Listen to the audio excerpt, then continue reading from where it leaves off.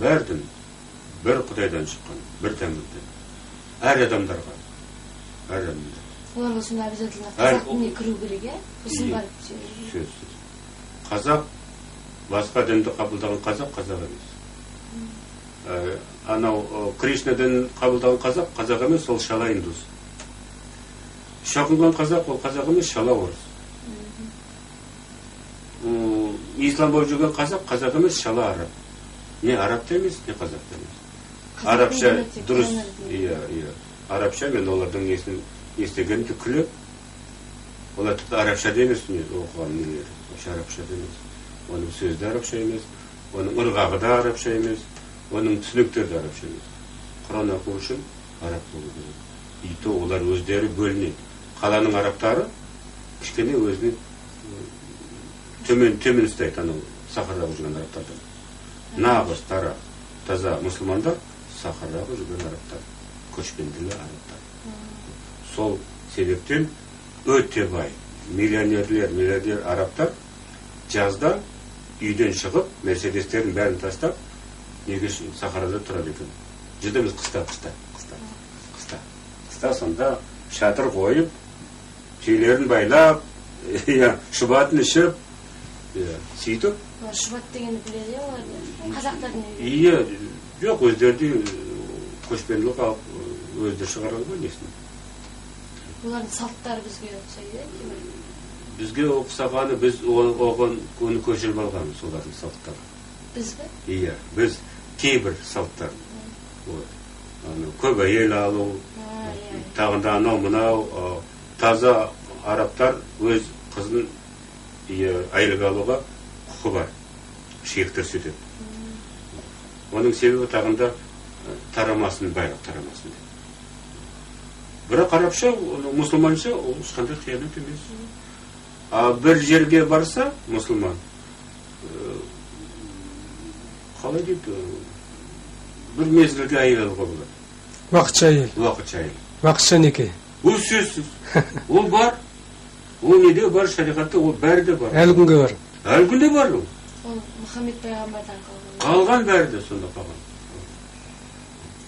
Сол әдеттер бізге көшпенді халыққа келгенде халық көтерілді. Олар күшпен кіргізейін деп еді, тойтарыс берді. Деген оларды найзаның астына салғанда олар 5 ай қашып, бізге ақырындап енді ислам кіргені Ахмет Ясуи келгенде сонда. Бірақ оның исламы ол таза суфийский ислам. Ол вообще ислам дейміз. Ол суфизмнің философиясы. Басқа елдерден деген өзінің біздің дінге кірмей, ол жүрекқа қалай қарады? Өздерінің дінімен жүрсе. Жүрекке ешкімде бара алмайды қазақтан басқа. Жүрекке баратын басқа ұлттың өкілдері қазақ болу керек. Ассимиляцияға түсу керек. Ашықтан ашыққа кітапта жазылды ғой. Бәрі де қазақ болу керек. Қап-қара, негрлерде, индуларда, енді таңдауы бар. Еуропаның адамдары. Бәрі де Тәңірденнен бәрі де көшірілген, креске шейін. Бәрі де көшірілген. Сөз бәрі, жинауысы бәрі де, киімі де, құрылымы да, бәрі ұстауы бәрі де. Сонда қазір зерттеумен тағында оралып шыққанда, о 2,5 мың бұрын Тибеттегі монахтар бар ғой, соның әдеттері, мынау католиктің діндерімен 20 пункттері нағыз. Орталық пункттері теңдес екен. Теңдес. Олардың кітабында Ганжуда жазылған екен. Біріншіден сөз болды дейді.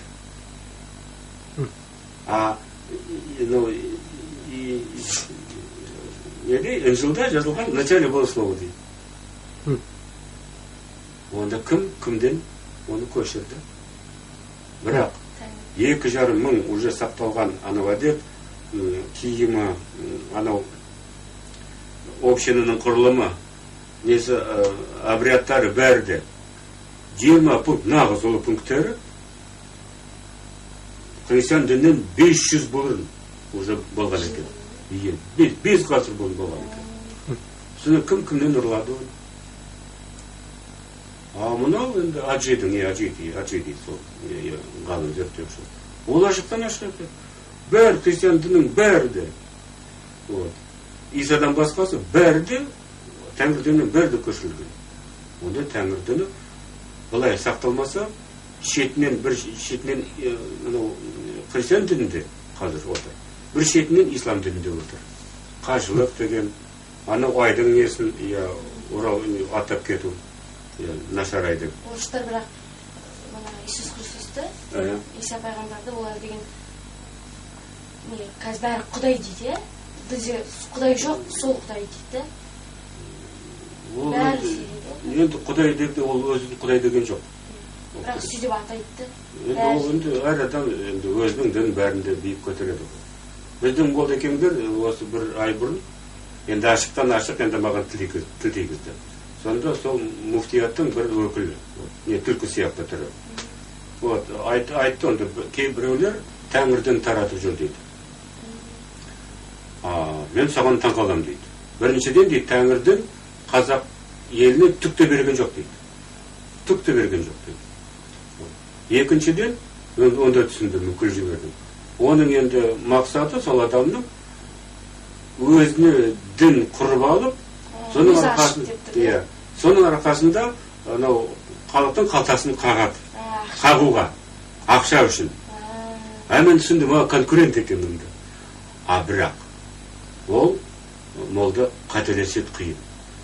Тәңір дінінен бізге шыққан бәрі біздің ата салт әдетіміз, біріншіден. Екіншіден қазақ тілі, түрік тілі.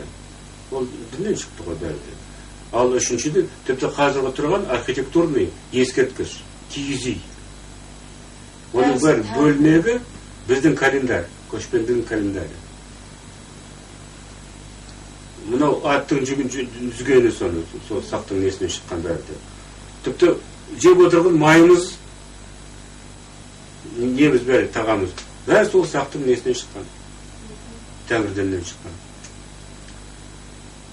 Сонда қазіргі аяғында біздің Қорқыт атамыз, ол исламға қарсы болған, ол сөзсіз. Ол қарсы болған, ол сөзсіз. Сөзсіз сонда сол қобызды шығарып, сол мәдениетті сақталсын деп, исламнан қазақтың тағында бір кем болмағанда 5-6 ғасырға басын бұрып тастады. Сол біздің Қорқыт атамыз.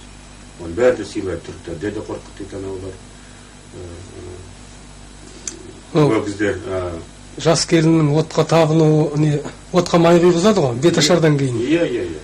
Сосын ана көшпенді қазақтың отқа табынуы жалпы.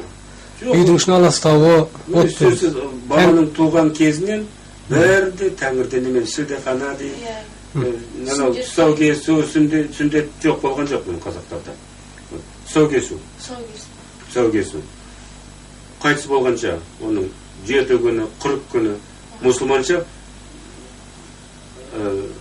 адам өлді, күн батқанша, оны көму керек. Қазір еліктірді көрсетіп жатыр ғой. Жүгіріп апарып бір жатыр өліктерін. Күн батқанша уже көз. Кешкі түнін қайтыс болды, уже күн батқанша оны көміп. Бірақ ислам дінінде жүрген осы мына қазақтар да бірақ 2-3 күн ұстайды ғой. Ол бұзат ислам несін. Оның нағыз орындалатын тәртібі шошқан етін жемеу, шарап ішпеу, жылқын етін жемеу, қымыз ішпеу, сүйектің майын жеуге болмайды мұсылманша. Шағуға. Сонда қазақты қазақ қылатын бәр әдеттерден айырылу керек, біріншіден. Бәр моллағанымызды қирап тастауымыз керек. Бәр баладан бастап қайтыс болған шалға шейін бәрін дәстүрді бұзу керек. Тойларымызды орындауымыз, басқаша орындау керек оның. Қазір айтып, молданы шақырады, амна бір немен оттайды, сонымен. Бірақ қазақша бәрді соны дәстүрмен өтеді. Біздің осы біздің көшпелі недеші, өмірде, сол кезде молдалар болды ма? Жоқ, бақсылар болған. Қазақтың салтын ұстайтын бақсылар, сонда Тәңірге сенгенде ол тарихи, ол енді факт. Тәңірге сенген түріктер бәрі Евразияны билеген сөзсіз. Тынық мұхиттен Балтика шейін бәрі де бағынған. Бос болған жерлер анау қалын орман, тайга. Не мұз тастар, не мал жарымайтын жерлер. Болото дейді. Сол. Ал әлсірегенді, олардың әлсірегені, ислам кіргеннен кейін әлсіреді. Түрк әлемі әлсіреткен, қазіргі күнге шейін жеткізген. Ол ислам. Ислам келгеннен кейін екі жаққа бөлініп кетті сөзсіз. Біреулер Тәңірге сеніп кетті. Аны Өзбек хан келгенде, Өзбек ханның уақыты. Біреулер жерге отырған халықтар, өзбектер, таджиктер, соғыттар. Олар қайдан келсін? Таджиктер қайдан? Олар мұсылмандар. Олар мұсылмандар, бірақ олар мұсылманның бір бөлмесі шииттер. Бірақ олар мұсылмандар. Ал көшпенді халықтар кетіп қалды ол жақтан. Екі жаққа бөлінді. И вот сол бөлінгеннен кейін бір-біреуіне өш болып, аяғында Әмір Темірмен Тоқтамыш екеуі шайқасқа шыққанда, сонда бір күш кетті. Біреусі мұсылман, біреусі көшпенділер. Тәңірдің де сенген сөйтіп аяғында сол бәрі қазірда қазақтың елі тағында екі жаққа бөлініп жатқан ислам діні. Олардың нелерін көріп тұр ғой, молдалардың. Ешқандай қасиеті жоқ. Түріне қарасаң, өңкей ұрылар, қайшылар. Өңкей кешегі қып-қызыл қылыш шақадай коммунистер. Мен біреусін қазір қажы деп жүр өзінің атағын. Тойда отырғанда әйтеуір Тәңірден тілегізін сұрадым. Сіз партияда мүше болдыңыз ба? Болдым дейді. Сонда антыңызды болдың ғой. Қолында ант. И радио түскенде адам ант береді. Соның бір тармағы бар. Мен жолдастардың алдында ант берем, өлгенше Құдайға қарсы болу. Өлгенше немен? Иә, идеализмге қарсы болу. Өлгенше мешіттерге, нелерге бармау, и оларды жою. Устав КПСС көтеріп көріңдер, не 7-ші ме, не 6-ші тармағы сонда. Бір жаңағы берілу, Ленин пінеге берілу, несіңіздің партияның ұстауын орындау, и бір бөлмесі өте, қазір енді оны ұмытылған бөлме, ол дінге қарсы болу. Өмір бақи материализм. Біріншіден, ешқандай Құдай жоқ, ешқандай дін жоқ, ешқандай рух жоқ, Құдай жоқ деген. Ол енді бірінші ажырмасы коммунизм. Мынау материалистер, мынау идеалистер. Все. Пионерлер болған, бұрынғы пионерлер болған кезде, сөйтіп айтты. Комсомолдарда пионерде ондай жоқ, ондай ант жоқ. Комсомолда бар тармағы бороться с религиозным дурманом деді. Діннің опиyiнімен қарсы болу. А КПСС уже үлкен нелерді. Онда ашықтан уже теоретически жазылған. Солар қазір мұсылман болып жүрген, қазір кеше коммунистер, олар ант бұзушы. Құдайдың алдында оларға тұзақтан басқа түкті жоқ. Ол ант берді. Деген қылмыскер тобына кірді. Өлтірмесе де біреуді, танымаса да, бірақ оның тобына өзі кірді, өз еркімен кірді. Кармасына, да? Кармасына. Қылмыскер қанды кармасына кірді. Ешкімді өлтірмесе де. Енді сол топтан шығып, қазір сол қып-қызыл шақадай молдалар, қажылар, Меккеге болатын болғаннан кейін, Меккеде жыл сайын апат болады. Жыл сайын. Әсіресе әулиелер, біздің сәуелер бағанда мыңдаған адам құрылды. Бір рет мыңдаған адам құрылып, бір-біреуін басып құрылды. Не бұл? Екінші барғанда от шығып. Өрт болды. Өрт болғанда 5 адам мерт болды. Мыңдаған, 30-40 мыңдан адам жара болды. Сонда қандай? Сонда сол жерде, мына жерде де болды. 200-300 адамдай аяқ астында қайсы болды. Сонда біздің қажылар күліп отыр. Ол жақсы ғой. Қасиетті Меккеде қайсы болған адам сразу жұмаққа түседі. Сөйтіп оттан отыр. Меккеге барған адамдарды бүкіл күнәсі жойылады дейді. Жоқ.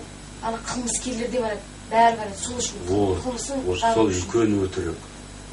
Кылмысты только жұмыспен, еңбектермен ақтауға болады. Өлтірдің, туғалы. Ұрладың, қайтар. Қираттың, қайтадан жөндеп орнып қойып соны. Ол заңда, ол Құранда жазылған жоқ, ондай сөз жоқ. Құранның ішінде ол уже молдалардың шығарған. Онда түсінікті ғой. Кімде нағыз ақша көп? Қылмыскерлер. Не қарақшы, не экономический қылмыскер, не нашаны сататын қылмыскер. Онда оған пайдалы. Мен барып адамды өлтіріп, барып мешітке барып, Меккеге барып сөйтіп. Адам болып қайтады. Қазір сұрайды, көбісі. Қазір кешегі қажылар мас болып жүр дейді ресторанда. Бұл қандай не, қалай қарайсыз? Жоқ, дұрыс емес. Сөйтіп алдай, бірақ бәрі де дұрыс емес. Бәрі де дұрыс емес. Біздің ата салтымызда ұят деген түсінік болады. Адам бір рет беттен айырылса бітті. Қазақтың жерінде бітті. Ұрпақтан ұрпаққа кетеді. Кете береді. Сен анау ненің екенсің ғой, жарайды, түсінікті. Сол сонда, соны кім сақтап отырған? Тәңірден. Тәңір жазалайды. Тәңір ақтайды. Бірақ сенің жаман неңді, ешқандай құдай, ешқандай дін кешірме төзім, өзің қалмасын. Анау қан шығатын кішкентай мүсін, ол тас. Мынандай. Кішкентай екі тесіктен, көзімізден, сол ағып тұрады. Уже неше жыл болды? Талай жыл уже. Емге бәріне пайдаланады. Емге пайдаланады. Ол енді астрал дүниесінен, ментал дүниеден келген енді ескерткіш. Неде орыстарда жыл сайын, анау сонда икона бар біреу, соны неупиваемый чаша дейді. Оның оқиғасы ода қызық. Бір әйел енді жолдасы арақшы болған. Оны сонша сүйетін, сыйлайтын, сонда неге барып, сол шекеге барып, сол неге Мадоннаға соған сыйынып, содан құтқар деп. Сонда дауыс шықты, жарайды құтқарам деп. Сонда дауыс шыққанда, анау ескі сурет ағарып кетті бәрі бояуы. И басқа түспен салынған киімі бәрі қып-қызыл не болып шықты. Қызыл киім, барқыт сияқты. Тәңертең, енді анау несі бар, побы бар, бәрді соған айтып еді, бәрді енді соған бәрі жиналады. Сонда келіп, соған тізе бүккен арақшылар бәрді қолма-қол жазылады. Қояды, арақты көрсе қашады. Қазір жыл сайын мыңдаған бұлай тізіліп, гүрздіға шен тұрған адамдар келеді соған, сол монастырге. Арақ қоюға. Ішінде әйелде де бар, шалдар да бар, кемпірлер де бар. Сонда екі адам қасынан сол бастарын көтеріп өтзегіп тұрады. Бастарын көтеріп өтіп кетеді, содан кейін сол адам іш қашан. Тіпті шарапқа да тимейді. Оны қайдан шыққан қасиет? Одан да биік қасиет, одан да биік. Жыл сайын, осы жылда да болады. Тәп, анау... Иконның қасиеті де сонда? Иә. Соның қасында медиктар да тұр, профессорлар тұр, наркологтар тұр. Оны зерттеген жоқ, бірақ? Жоқ, зерттеп жатыр, анализі қандалса жоқ дейді. Қазір мас болып тұрған адамның қанда бір молекула алкоголь жоқ дейді. Ол кем болған 30 күн болу керек, өту керек. Адам бір шарап ішсе, 30 күннен кейін кетеді оның несі. Иә. Ол сразу жоқ? Ол сразу жоқ. Бір академиктер тұр, бұл неге түспейді дейді, зерттеп қылмай. Сені көреді. Оның ішінде сенетінде, сенбейтінде бәрі де тұр. Бірақ шараптан деген өлгенше енді тимейді. Бірақ бір жылда бірақ де соны істейді. Бір күн бе? Бір күн. Ол өмірде ішпейді, иә? Ешқашан да тимейді. Содан, соның басынан өткеннен кейін, ешқашан соны тимейді. Ешқашан. Сол әйелдің қасында соны бар.